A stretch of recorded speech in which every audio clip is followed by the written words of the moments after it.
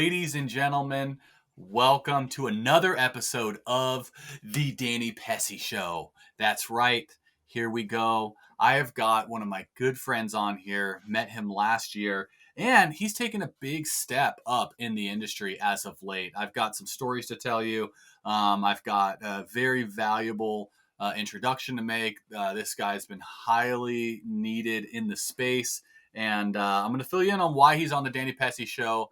But before we dive in, I want to give everybody a quick reminder. The couple big events that are coming up this year, Door to Door Con, the Setter Closer Tour. We're not doing as many stops as we did last year. We're doing one mainly in Los Angeles, possibly one on the East Coast, but we're doing virtual. We've got a virtual event coming up this year, the first one in the Door to Door space, and I'm really excited to be kicking off that chapter of Door to Door, having a virtual event coming live. So we've got that coming up, and then SolarCon. SolarCon's coming up in April, and you'll see me there. Been the keynote speaker every year, and running a booth at Door to Door Con and a booth at SolarCon. So excited for that. But today, as we dive back into the podcast, we've got someone very special to the space and someone that's very much needed. In a time of companies in the Wild West, there needs to be some sort of law.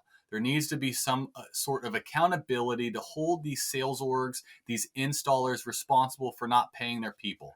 Right now, these installers could basically say, hey, if you don't want to, we're not going to pay you. Good luck, get a lawyer and see how that works for you.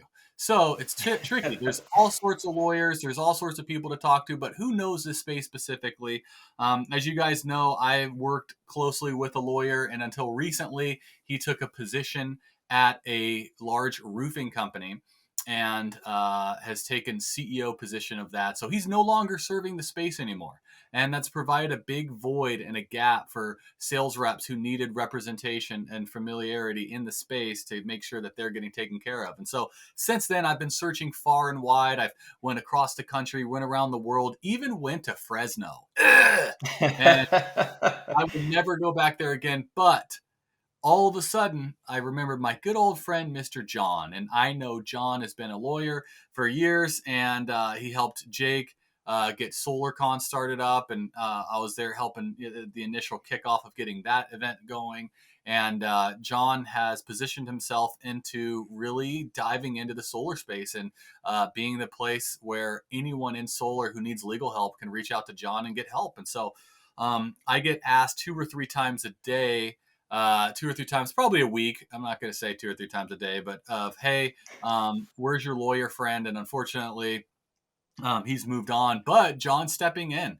And so going forward, Jon's going to be the go-to guy for the space to help facilitate issues that are going on and keeping the safe space and legal. And so Jon, welcome to the Danny Pessy Show. And with that little bit of an introduction, why don't you tell us about your history, tell us a little bit about yourself. And for people watching right now, I know they're super excited and, to hear what you can do to help them. So yeah, thanks so much. And obviously, first and foremost, thank you for having me on the show, Danny. I will never forget the year that you introduced me at SolarCon. And I think you were wearing that flashy cheetah print jacket. And I almost didn't recognize you at first because I thought, who's this person introducing me in this amazingly, bright jacket with gold chains? And then I was like, oh, it's Danny. So I'm really honored and flattered to be on your show. And again, my apologies that you had to travel to Fresno. That's a labor of love, whatever you were doing. And you sue an entire city for being lame. Well, there actually is like a really good Olive Garden actually in Fresno. And the airport has trees. So, you're not entirely missing out on things. But can you sue a city for just sucking? I think Fresno would be on the list. I'm not going to alienate Fresno. They have a wonderful barbecue there. As long as I'm in for the barbecue and out, I'm good with that. But I'm going to alienate. All right. So thank you so much, obviously, for the introduction. I'll give you a little bit about my background. So I've been a lawyer since 2015. I knew actually Jake way back in the day when he was doing security sales. funny enough, we actually got to know each other at an Olive Garden. We were bartending at an Olive Garden together in Provo. And yeah, far back in the day. And it was funny because Jake was only there to make friends, not to make any money. I was in college. This is, I think, maybe, I don't know, 2006, 2007. And we kind of stayed in contact. I, would see what he was doing over the years. I ended up going to California for law school. And, when I graduated, Jake was like, hey, I need some help. Could you take a look at this? I had friends in the solar industry, but I didn't know too much about the specifics of legal and things like that. And he had this, big issue with some state actors there that he just didn't know. He got this lawsuit and he goes, what do I do with this? Which is kind of a common trend I find with people that are successful in solar. They set up this business and then all of a sudden they get smacked with a lawsuit and they're like, well, what do I do now? So, so I was a litigator at the time. I was doing litigation with the government. I enjoyed that track, and we got into what he had going on, and we resolved it. And he goes, "All right, from now on, you're my guy, you're my lawyer."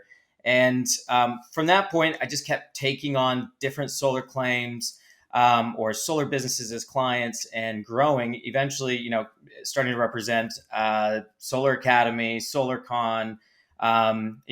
Several other clients in the industry. Shut the Fluff Up with Alex and Brandon Hall.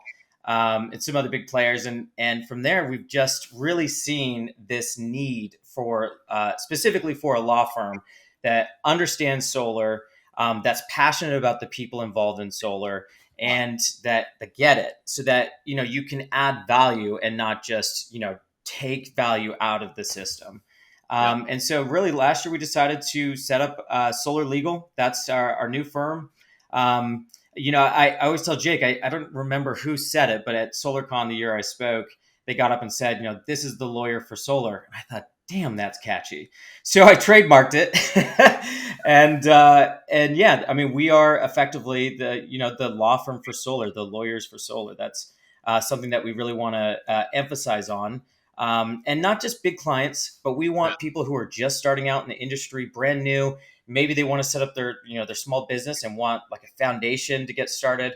And also we have, big clients really well established that had in-house attorneys. Well, we can cut down on the cost of your in-house because we'll take it all over and save you money. So really we can help out anyone in that industry at any level that they're at, and give people the legal protection that they need and really the representation that they want to protect what they're creating. So we've loved it, and we're really excited, for our big push this year. And yeah, this new branding's exciting.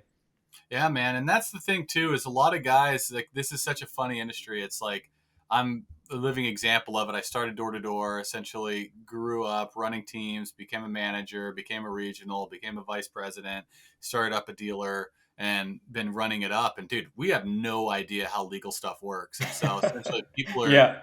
are fly by night, just figuring it out, getting an LLC, and then going direct to an installer. And so there's not a lot of barriers to entry. And with that happening, you got to protect yourself legally. And so that's where it's a Oh yeah. really big need having you come into the space. And so it's exciting that someone's stepping up and doing that, someone that we can trust, someone that knows what he's doing. Because there's just thousands of lawyers out there. But dude, this is a Yeah. special niche space, and you got to know how it works. And so that's why it's like having something like this is going to be super big for everybody in here. And protecting dealers with their reps and the contracts that they sign, it's huge.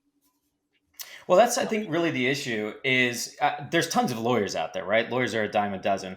But the main difference is, let's say that you go hire a lawyer off the street, right? Or I'm a brand new guy. I want to set up my own solar business, get it going. I go to a lawyer and say, hey, help me out. That lawyer is going to probably bill you probably 5 to 10 hours just to get up to speed on the nuances of solar. I talked to one lawyer who had no idea what net metering was, and he had probably represented 10 or 15 different individuals in the industry. And I'm like, net metering, like, it's the most basic thing. And that attorney probably billed his client probably 5 or 10 hours. And those lawyers are not billing cheap. And so it's almost like a cost savings for individuals having a lawyer that says, hey, this is our focus area is solar. This is what we do. This is our bread and butter. And we get in, we hit the ground running. We try to speak the language as best we can. And we share our language and legal of how we protect you and things like that. That's smart, dude. And that's the thing too, is, a lot of these guys have no idea. And that's why it's nice having a lawyer actually who does. So let's talk about three different steps. There's going to be the Okay. sales reps and the managers, the business owners, and then the installer. So those are the three main categories you get in the space: is the sales reps, the managers, what legal stuff could they use? Then you've got the sales orgs, and then you have the installer. So the big three. Mhm.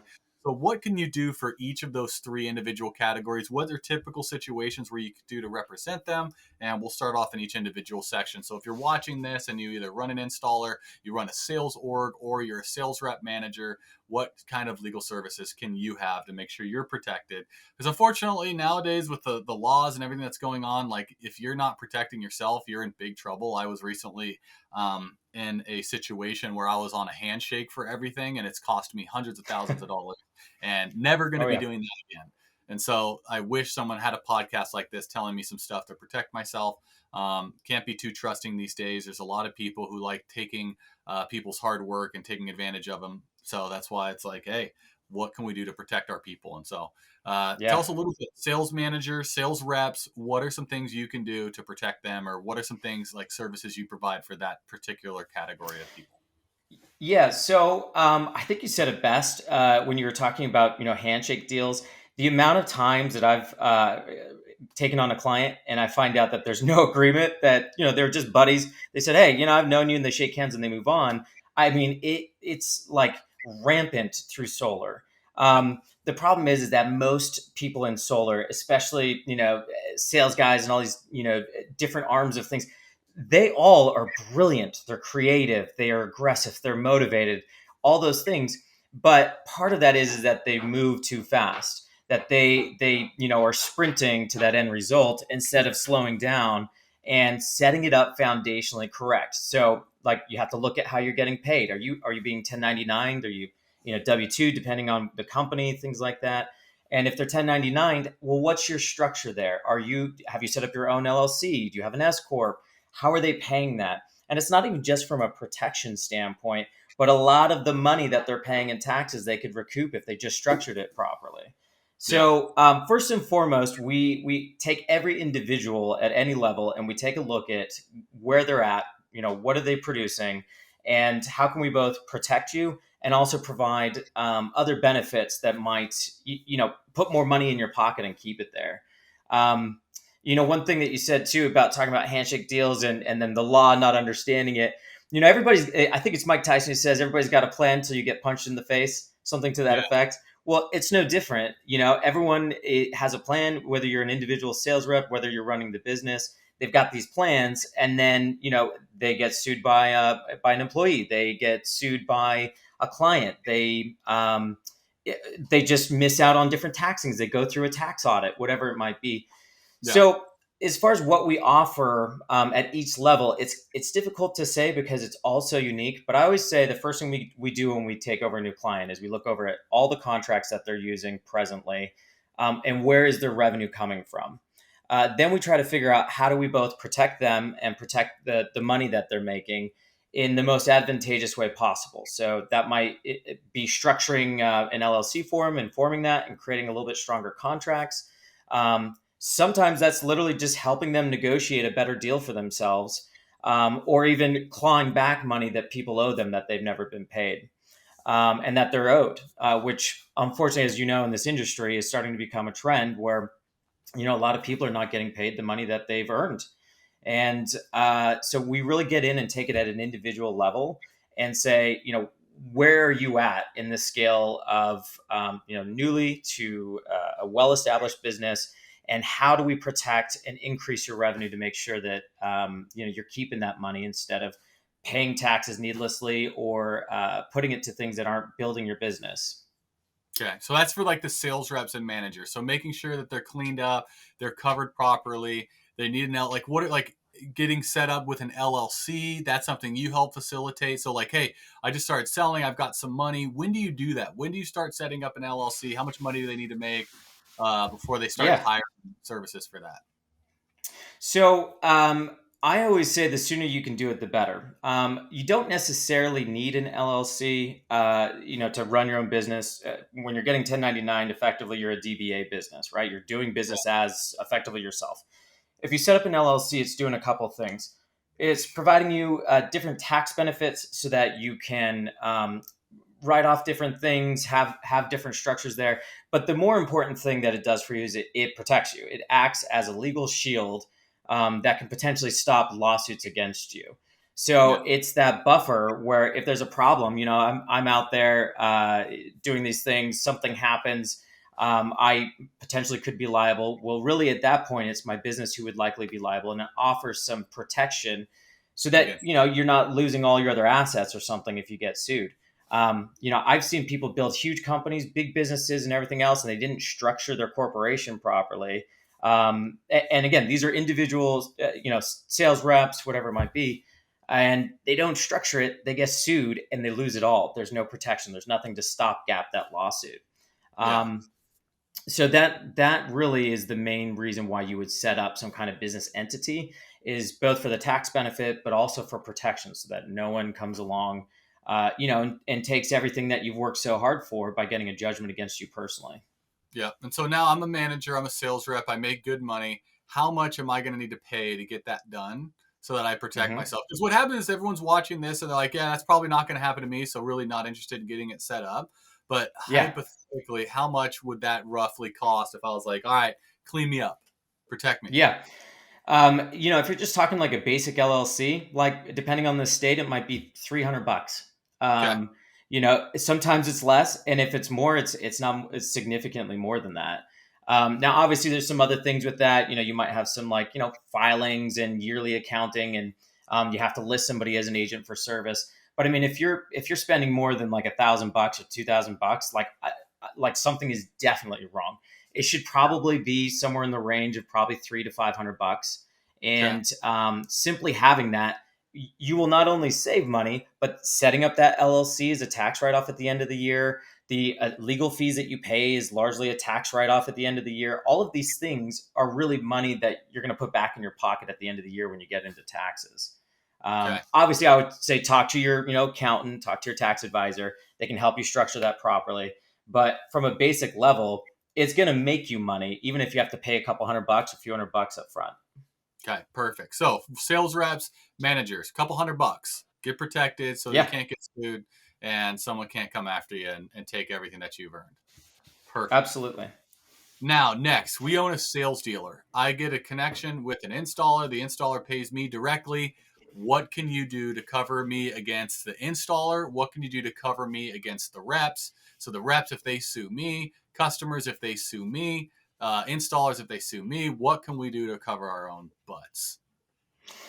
Well, first and foremost, simply having someone that you can call, like having a lawyer on, retainer. And when I say retainer, I'm not saying like you give some guy 10 grand or something. Yeah. Sometimes that's as simple as like, oh yeah, like we'll keep this flat rate if, or an hourly type deal. And if you need me, give me a call and then we'll turn it on. Okay. Having an attorney that you can call when there's a problem is the thing you need the most, because every type of issue is specific, right? And usually it happens so fast that you need to make sure you have someone you can call on the spot. Like all of my clients have my personal cell phone. I take calls. I took a call last night at 2:30 in the morning from a client, and it was a very basic, hey, I'm thinking about doing this, what do you think? So having access to an attorney like that is really going to benefit you the most. But how you would do that specific interaction is usually contractually structuring your dynamic to make sure that the correct liable party is going to be liable for what they're doing, right? So making sure that if you're going to have a roofing company involved in some of your transactions, okay, well, making sure that they have their contract directly with the homeowner. If I am like organizing everything, okay, I'm making sure that all of my contracts are both protecting me, protecting my sales guys, protecting whoever else is involved, and having my agreements very clear in who is taking on what liability. Mm, Most of the time, when I get involved with a business or an individual, and this is really what got me involved heavily in solar, is that everyone is using the same contract. Everyone. yeah. I won't say what legal service, but there's a legal service online that I know a lot of these people have clicked print on. They go online, they pay $50, they print out their agreement, and they use it. And then you get sales guys that start their own company or whoever it might be, and then they print out the same agreement. And then the next guy, they do the same thing over and over and over. So we're seeing the exact same agreement that maybe cost $50 that no one really looked at. That's now being circulated consistently without any kind of specificity to the person. It's not tailored to them. It doesn't protect them. And when I get into a lawsuit against somebody who's used that contract, I show them exactly where the hole is. And I go, this is the same hole that's been used in the last 50 lawsuits. So, you need to make sure that you are having contracts drafted for your specific situation in your specific state. Otherwise, you're just going to be clicking print off of some paper on Google and, praying that it holds up if someone ever sues you. And it very rarely does. So you run a sales org, you're acting out of Colorado.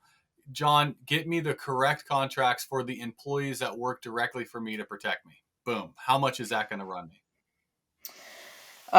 It's hard to say specifically, just because, again, I mean, what if you have specific nuances in that state that we need to address, or maybe you have specific concerns with the type of transactions that you do. It's hard to say specifically, but contracts typically are not super expensive to review, to revise. What I recommend when we have a new client come on is I say, let me look at everything. Let me look at your operating agreement. Let me take a look at the contracts that you're using, your employment agreements specifically, and let's look at everything as a whole. For a small business, that might be, a couple hours of work or whatever it might be, a few $100, $1,000. For a larger business that's been well established, has lots of employees or a lot of whomever involved with them, I mean, that could be, a little bit higher. The main thing that my firm does, though, and this is where I think we are very different from all other firms, is our attitude is that there is no client too big or too small that we won't try to help. We price specifically for our client. So if I get a brand new guy who's never done any of this and needs contracts, needs to be set up, I'm going to make sure that my pricing structure is set in a way that we can help him grow. And the reason we do that is over time, we believe that as they grow, we'll grow with them. We'll help build that growth. And in turn, as they get larger, then we'll scale up our fees as we need to make sure we're accounting for that work. But we never want to price out a client. It's definitely something that we figure out how to work with them on, whatever that might be. I am yet to date to have a client tell me, hey, sorry, it's just too much. We can't afford you, ever. Because we will work with our clients to make sure that we can help build their business and watch them scale and grow. Dude, awesome. So we got the sales orgs covered. Now, what if a sales org works for an installer, right? And so let's say I found an installer. Now, the installer charges me back on permits, on cancellations, on that. What if, now this is something that I want to start doing too as well, because I go out and sell and I get hit back from my installers when I work across the country. What about an individual contract with the sales dealer and the customer that the sales dealer can charge the fees onto the customer that the installer does? Do you help set that up too as well? So it's a third contract. How does that work? So Is that even possible?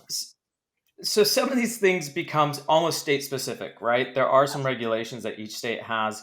As California is very, very, what's the word I should use? Cautious and yeah. So, ultimately you have to be really careful in each state, because each state has specific laws. And if you violate it, then you could be in massive trouble.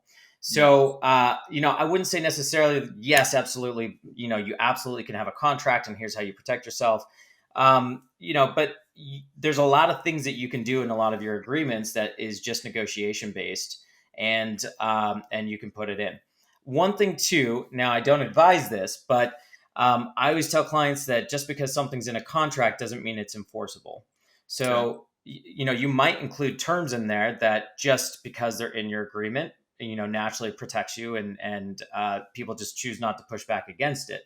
But again, that doesn't necessarily mean it's enforceable. And there's lots and lots of terms and clauses that are in contracts that are non-enforceable that people sign and they're scared of, and they don't do specific things because they believe it's binding when really it's not. Oh, okay. Very interesting. So you can help separate that state specific. So reach out to you. Hey, I'm selling in California. Here's what I want. You'll go sit back and say, hey, here's what's enforceable. Here's what's not.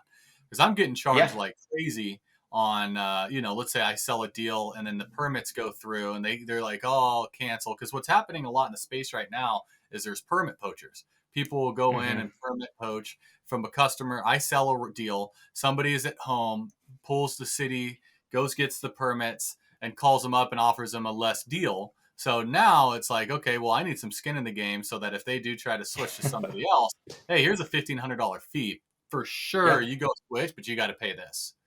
So Yeah. that's Well, something and that you can facilitate. some of these like permit poachers too. I mean, look, if someone's a bad actor in an industry, right, they might be committing, fraud effectively on you based upon what they're doing. Or there's lots of different ways that they might be creating a contractual agreement and then breaching it with you simply because they're trying to gouge you when they know that you're, between a rock and a hard place trying to get your deal finished. So things like that too, specific agreements where one business tries to leverage another business after the fact. Yeah, a lot of times we can say, hey, you're not going to do that. You're going to keep to the original agreement, and if you don't, then you're going to end it with a lawsuit from us. Mm-hmm. And we've protected a lot of deals like that. We have made sure that companies follow through with deals that they've agreed on, and when they breach, we've made sure that they feel the pain from breaching, Okay. or that we protect them in the next deal and we make up for it on the next deal. But there's lots of ways to structure that to make sure that you, the individual, are getting the best out of your deals and not being put, not being leveraged or effectively blackmailed by these companies. Gotcha. Makes sense. Yeah, that's the crazy part that's what it is. But that's the thing, guys. We can't just put our head in the freaking sand. There's a lot of money in this space, and we can't just be stupid with it. And so that's why it's like we Yep. have to protect ourselves legally, and we're going to continue to learn. Like I consistently get people just getting smacked around for hundreds of thousands of dollars, and it's like, hey, bro, you should have Mhm. got a lawyer and go after them. So now let's before we turn into hey, what happens if we don't get paid? Now, what's an installer? What's some services you could do for a company that's a small installer? How can you clean them up? How can you protect? Let's say a sales dealer comes, sell some deals with you. You front them a bunch of fees. They complain about not getting an M2, so you front them cash, and then all the deals go to crap, and you're stuck holding the Mhm. bag. What can you do to protect these installers?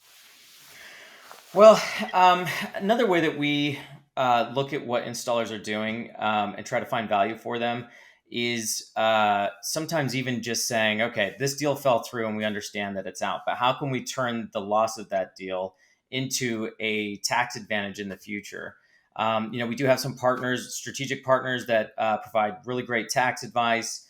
And can kind of get in there and talk about nuanced deals. Just because a deal falls through doesn't mean that that's the worst case scenario for you, or somebody breaks that contract doesn't mean that that necessarily is the worst case scenario, because sometimes you get a better tax advantage by the deal actually falling through than you do if it actually processes, just depending on what it is, from lost points and things like that. Yeah, I would But one love thing we that. do. That sounds fun. That sounds fun. Just I mean, people always just see the money going out the door, or they see the deal yeah, done and they're like, oh man, like this sucks. But when you structured your business properly, sometimes those losses come back at a greater value than the actual, sale of the item, depending on what you've done and things like that. But gotcha. I think for installers as well, understanding what their agreements say. I've had guys say, hey, I don't know, I just do my job. I just show up, I just do my job. And I say, well, have you ever looked at what your agreement actually says? Because maybe you're leaving some money on the table for things here that you should be getting back. And so we've taken a look at their agreements and found specific, clauses that are beneficial for them that they should be really maximizing. And that's been, a huge success for all, any of our installers. So, and also when they don't get paid when they're supposed to be paid, which we'll talk about, I think, in a minute. But yeah, making sure that they're being paid timely, properly, that they're not, being cheated out of money. I've seen other companies not be honest in their disclosures, and yeah, those are usually the main ways that we help find value for those types of clients. Dude, yeah, that's the thing, man. Is I've been caught with my hands, you know, I don't know what the saying is, but caught with my quite a bit because I'm Yeah. trusting. I'm like, yeah, bro, let's run it up, dude. This seems cool, and with now so many, snakes in the grass, the problem that I find is that people that are willing to take advantage of you are the ones that are working off of the labor of other people. And so it's Yeah. like, for me, I'm like, oh shoot, dude, he screwed me over. I can go get more clients. But the way that guy eats is off guys like me who's hard work. And so that's why, having somebody where I can go to, hey, check my contracts out. Are these okay? What's going on is super important, which leads me to my last thing. Because I like to, this is not something fun, but unfortunately there are companies out there that are squeezing people to the max. And so, Hmm. um, so John, what do we do if you're a sales rep, dealer that's not getting paid by an installer? You get this all the time. What can you do to help get some of these guys paid? What's the situation? Yeah. So one thing that we quickly found was when we really started getting into a lot of these agreements with our clients who weren't getting paid, was that the company would receive the funds and just not pay. Yeah. They wouldn't pay any of their reps, and it's a shocking amount of fraud when you actually look at it. And their attitude was just, well, times are tough and this and that and whatever, but they're still pocketing the money. They're still keeping it. They're still doing things with it. So what's been nice is when we get some of these, sales reps that come to me and they say, look, I worked so hard for this and they owe me this money. We've been able to take a look specifically at what they're owed, send demands to the businesses and say, if you don't pay, we're going to pursue this. And that level and, legal threat of action, a lot of times is enough to say, okay, we'll get them paid. Litigation can be very, very expensive for companies, and depending Yeah. on how we take on these cases, again, we structure our fees in a way that make it affordable for any of our clients. So these companies don't necessarily have that same luxury. If you owe my client, you pay my client, period. So when we get involved, they understand that. And most of the time, it's going to be cheaper just to pay my client than it is to litigate this for the next 3 years, and run it all the way down. A concern we always have, though, and this is really where you want a strategically placed lawyer, someone who knows how to litigate. So even if people don't retain us, they should always discuss this with their attorney. How do you structure getting me what I need in a way where this guy won't default out of a judgment? And so that's why we highly focus on informal negotiation, on Default out mediation, of a judgment. arbitration. What does that mean for guys who just Yes, don't or the door don't know? Before we sure. get in, yeah, So So if somebody, let's say a company owes you a bunch of money, and you go, you know what, I got all the proof, I want my money, and we take it to trial and we win, and the judge goes, yep, you're exactly right. They will give you a judgment usually against that company for whatever the amount is, but that judgment is again usually against a company, and that company can potentially bankrupt out of that judgment, meaning that they wouldn't have to pay that judgment because of bankruptcy laws. So you might go all the way through trial, be successful, get a judgment, and then have that be nothing more than a worthless piece of paper if the company bankrupts. That's always a potential. And a lot of these companies know that. And so they will act recklessly. If enough judgments come against them, they fold. They won't pay it. They'll just bankrupt it. There's still potentially some remedies, but it is difficult trying to claw that money back. So usually what I recommend to clients is before we go through the process of a 1 year, 2 year, 3 year, trial, let's try to see if we can informally resolve it using alternative dispute resolutions, which looks like simple negotiations where I talk to to the other side's attorney or to the business owner, and trying to find a compromise for both my client and the business to keep the business running so he pays my client, but also to get my client paid as soon as possible. If that doesn't work, I always try to get our clients and the other side to go to mediation, which is kind of like an informal discussion of issues. Gives us an opportunity to discuss things with a neutral third party to see if they'll, pay it.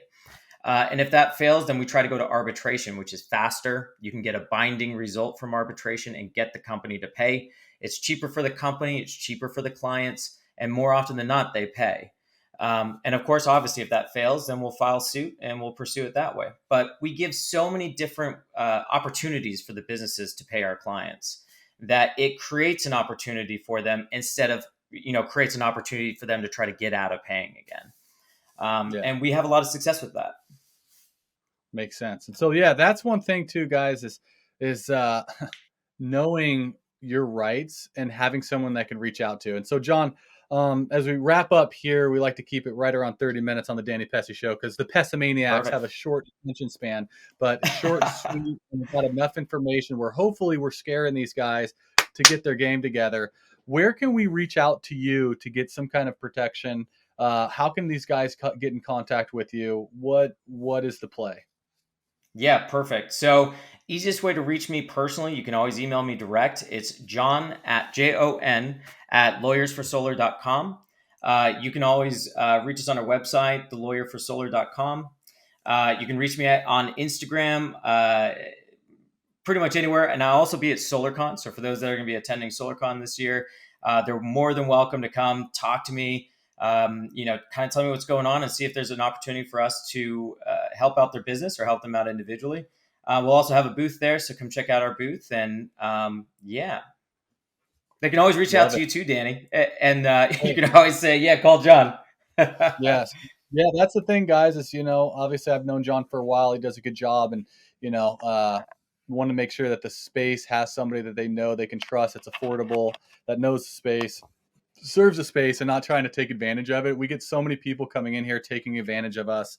These installers, these people that have never sold door to door, they come in here and pull fast ones on my friends and all the people that are doing the space. Like going into my 18th year knocking doors. And so it's like, this community that I've been a part of, that I've grown up in, I'm always looking ways to serve and protect my brothers and sisters. And so, excited to have you coming in from the right place, not an outsider coming in to take advantage. A lot of people are doing that these days because they see the solar rush, trainers coming in that have never sold solar before and training people on how to do it. So it's really nice to see you coming in and, actually caring and being a part of it. So Jon, reach out to Instagram, guys. Obviously I'll be plugging you up quite a bit with a lot of clients, and look forward to, taking care of and cleaning up the space, man. And thanks a ton for joining the Danny Pessy Show. So Absolutely. guys, thank you again for another episode. As a reminder, we've got Door to Door Con coming up every year, SolarCon every single year, the Setter Closer Tour, doing virtual this year, the first virtual event in the door to door space. I'm really excited to be pioneering that for everybody. And Jon, thank you for being part of the team now and helping everybody grow and stay safe in the space. So Absolutely. appreciate it. Thanks so much, Danny, for having me on. Appreciate it.